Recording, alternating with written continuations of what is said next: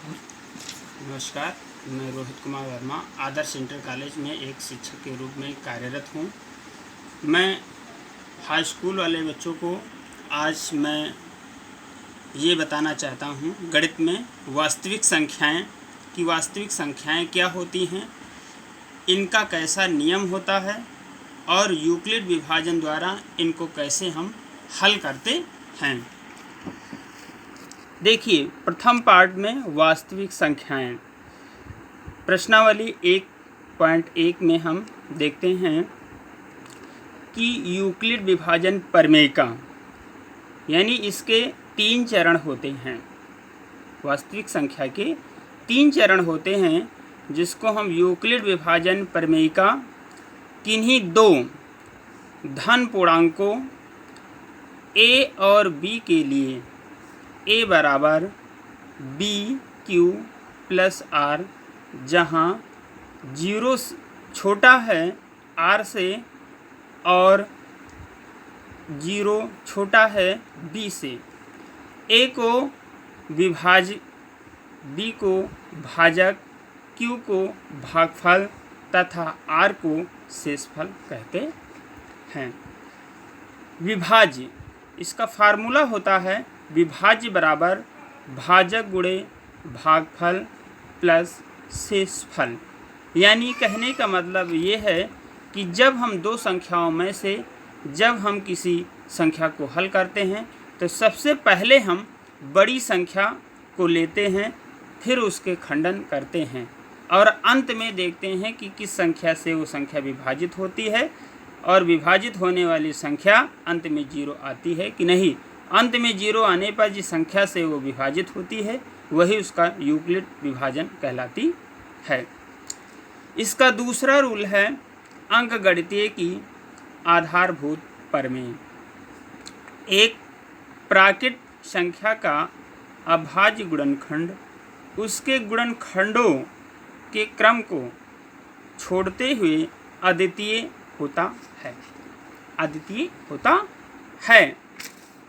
और इसका तीसरा फार्मूला होता है कि 2 संख्याओं का गुणनफल उनका महत्तम समापवर्त यानी HCF, यानी महत्तम समापवर्त यानी जो दोनों में कॉमन करता हो, या HCF को हम फुल फॉर्म के तौर पर कहते हैं हाईएस्ट कॉमन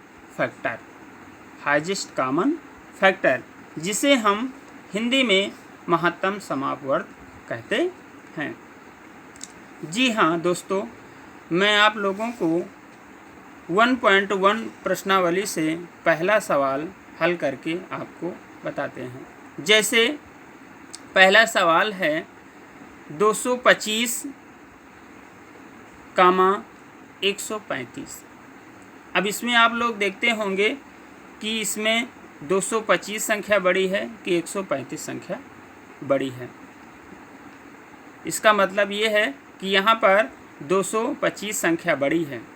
तो क्या करते हैं हम कि हल करते समय पहले 225 को लेते हैं, अर्थात जो बड़ी संख्या होता है उसी को हम सबसे पहले हल करते हैं। और हल करने पर ये देखते हैं कि अंत में शेषफल हमारा 0 आ जाए और अंत में जिस संख्या से वो संख्या विभाजित होती है वही उसका यूक्लिड विभाजन कहलाता है। जैसे 225 बराबर, ब्रैकेट में इसको हम लिख देते हैं 135 गुणे 1, यानी 135 इक्कन 135। फिर क्या करते हैं कि 135 प्लस 90, यानी 135 में यदि हम 90 जोड़ दें तो वो संख्या हमारी 225 हो जाएगी। 135 में यदि हम 90 जोड़ देते हैं तो हमारी संख्या 225 हो जाती है। फिर क्या करते हैं, शेषफल में ये देखते हैं कि 90 इज नॉट इक्वल टू 0, यानी 90 इज नॉट इक्वल टू 0, यानी 90 0 नहीं है, अर्थात इसका ये हल इस तरीके से अभी पूर्ण नहीं माना जाएगा। तो दूसरे चरण में क्या करते हैं कि दूसरी संख्या जो छोटी संख्या है, यानी 225 के बाद जो छोटी संख्या 135 थी, या 135 गुणे 1 जो 135 संख्या आई है, तो दूसरे चरण में क्या करते हैं, 135 ले लेते हैं और फिर उसका हल कराते हैं। 135 बराबर ब्रैकेट में 90 गुणे 1 यानी 90 गुणे 1 यानी 90 इक्कन 90, यानी 135 को हम विभाजित करते हैं तो 90 गुणे 1 यानी 90 इक्कन 90, और 90 में यदि हम 45 जोड़ देते हैं तो 135 संख्या पूर्ण हो जाती है। फिर क्या करते हैं कि यदि हम इसमें जो है 90 गुणे 1 में यदि 45 जोड़ते हैं तो 135 संख्या हमारी पूर्ण हो जाती है। तो इस प्रकार से शेषफल 45 plus is not equal to 0, यानी 45 भी इस संख्या का हल नहीं है, यानी 45 अंत में 0 नहीं आ रहा है। फिर क्या कराते हैं, इसमें तीसरा चरण लगाते हैं। जी हाँ दोस्तों, जब तक हम किसी संख्या को हल करते करते जब तक संख्या को 0 में नहीं लाते हैं और अंत संख्या विभाजित नहीं देखते हैं तब तक उसके चरण हम लोग चलाते रहते हैं। यानी यहाँ पर 45 भी इस संख्या का हल नहीं है। तो क्या करते हैं, तीसरा चरण लगाते हैं। तो तीसरे चरण में 90 बराबर जो अंत में संख्या 90 आई है ब्रैकेट में, फिर 90 को हल करते हैं। 90 बराबर ब्रैकेट में हो जाता है 45 गुणे 2, यानी 45 को हम 2 से गुणा करें तो 90 आ जाती है। इस प्रकार से ये ब्रैकेट में हमारी संख्या हल हो गई। ब्रैकेट में हुई संख्या हल और प्लस उसके साथ 0, यानी 45 दूना 90, ये ब्रैकेट में ही 90 पूर्ण हो रहा है तो प्लस में 0 हम जोड़ते हैं क्योंकि प्लस में शेष में कोई हमको मिला नहीं। इस प्रकार से 45 गुणे 2 यानी 90 का विभाजन 45 गुणे 2 हो गई, और यहाँ पर ये देखते हैं कि शेषफल 0 आ गया, अर्थात यहाँ पर 45 गुणे 2 यानी 90 हो गया और प्लस में ये जो है 0 आ गया। फिर क्या करते हैं, भाजक और शेषफल शून्य है। यहाँ पर क्या देखते हैं कि भाजक और शेषफल शून्य आते हैं, अतः मासा यानी एचसीएफ अंत में काटी गई संख्या 45 आती है जो शेषफल 0 आ रहा है। इस प्रकार से एचसीएफ यानी हमारा हाईएस्ट कॉमन फैक्टर मासा महत्तम समापवर्ग 45 आ गया। ये पहले का हल हो गया।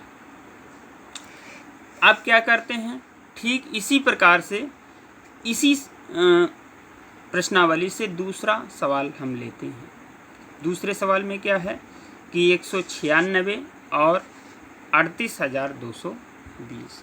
अब यहाँ पर हम देखते हैं कि 196 सबसे छोटी संख्या है और 38,220 जो है बड़ी संख्या है। इस प्रकार से हल करते हैं तो दी गई हमारी जो संख्या है 196 और 38 22 0 है। यहाँ पर देखते हैं कि 38,220 196 से बड़ी संख्या है। यूक्लिड विभाजन एल्गोरिथम का प्रयोग करने पर जब हम इसमें यूक्लिड विभाजन का प्रयोग करते हैं, यानी इस संख्या को जब हम विभाजित करते हैं तो क्या करते हैं कि हम सबसे बड़ी संख्या ले लेते हैं। जैसे मैंने पहले सवाल में बताया कि हल करते समय सबसे बड़ी संख्या को पहले हल करते हैं। तो यहाँ पर 38,220 यानी हम इसको चरण 1 में ले लिया। अब क्या करते हैं, इसको हम विभाजित करते हैं। 196 गुणे 195, इसी छोटी संख्या से ही हम इसको विभाजित करते हैं। तो 196 गुणे 195, यदि हम 196 को 195 से गुणा कराते हैं तो गुणा करने पर 38,220 हमारी संख्या आ जाती है और शेषफल में 0 हो जाता है। इस प्रकार से शेषफल हमारा 0, भाजक 196 और शेषफल 0। इस प्रकार से हमारा दूसरे का भी मासा यानी एचसीएफ 196 आ गया। अंत में काटी गई संख्या यहाँ पर 196 और शेषफल हमारा 0 आ रहा है। तो इस प्रकार से दूसरे का भी ये हल हो गया।